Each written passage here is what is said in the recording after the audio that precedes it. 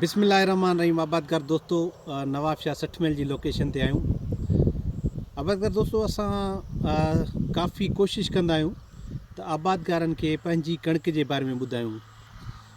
आबादगार असां खां पुछा कंदा आहिनि त साईं तव्हां humic acid, potash, zinc, sulphur, boron, urea, DAP इहे सभु शयूं ॾियो था।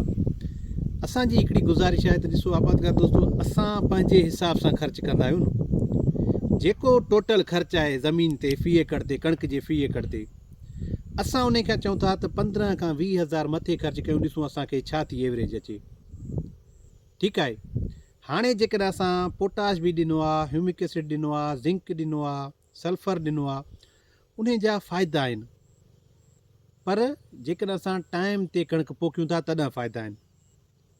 मां तव्हांखे मुख़्तलिफ़ लोकेशन ते ॾिसण में अचां थो। मिसाल असां तव्हांखे मीरपुर ख़ासि में बि मिलिया हूंदासीं, टंडोजाम में मिलिया हूंदासीं, नवाब शाह 60 मील जे एरिया ते मिलिया हूंदासीं। अॼु असां बीठा आहियूं नवाब शाह 60 मील जे एरिया ते। असांजी ज़मीन आहे जंहिं ते मतिलबु असां कणिक जी नई जिन्स लॻाई आहे। तव्हांखे 2-3 दफ़ा असां ॿुधाया हुन ते फर्टिलाइज़र। अॼु बि मां हिन खे NP ॾियां थो, हिकिड़ी कंपनी जो NP आहे जंहिंमें 15% आहे नाइट्रोजन, 10% हुन में वरी बि फास्फोरस आहे। उहो मां शाम जे टाइम ते हिन खे अप्लाई कयां थो। हीअ नई जिन्स आई, तव्हां ॾिसी वञो। माशाल्लाह तमामु बहितरीनु सुठो फ़सुलु थियो आहे, अलाह जो शुक्र आहे।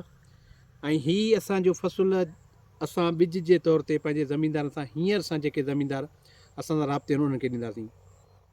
आबादगार दोस्तों, टाइम ते पोखी जेका आहे उन टाइम सां असांखे ख़र्चु करण में फ़ाइदो आहे। ठीकु आहे। हाणे हीअ जेका पोज़ीशन आहे, हिन पोज़ीशन ते असांखे कोशिशि कंदासीं त असां जेको आहे गंदगाह जे लाइ वधि में वधि असां पंहिंजे फ़सुल ते महिनत कंदासीं। छाकाणि त इहे गंदगाह असांजे फ़सुल जो ईअं सम्झो त खाद खुराक खाई वेंदा आहिनि। इन्हनि गंदगाह जी ख़ासियत आहे जो असांजे फ़सुल खां वधीक जेके न्यूट्रिएंट्स हूंदा आहिनि, जेके खाद खुराक आहे, जल्दी हासिलु कंदा आहिनि। इहे गंदगाह मल्टीप्लिकेशन ज़्यादा थींदा आहिनि। इन्हनि जो हिकिड़ो ॿिज ईअं लखनि किरोड़नि ॿिजनि खे मतिलबु जेको आहे ॾींदो आहे, जनमु ॾींदो आहे। इन जे लाइ असां तव्हांखे टेक्निक्स असांजे YouTube चैनल ते तव्हांखे असां ॿुधायूं आहिनि। उन्हनि शयुनि ते अमल कंदासीं। हींअर जेकॾहिं गंदगाह जी तव्हां दवा वठो था त कोशिशि करे शाम जे टाइम ते अप्लाई कजो या सुबुह जो सवेर अप्लाई कजो। पर जेका दवा वठो, डीलर या जेको कंपनी जो नुमाइंदो हुजे उन जी तव्हां रहनुमाई सां वठिजो त हिन खे असांखे अप्लाई कीअं करिणो आहे। ठीकु थी मतिलबु तव्हां जेकॾहिं डीलर जी वठंदो त तव्हांखे माना वधीक फ़ाइदो आहे। ठीकु आहे।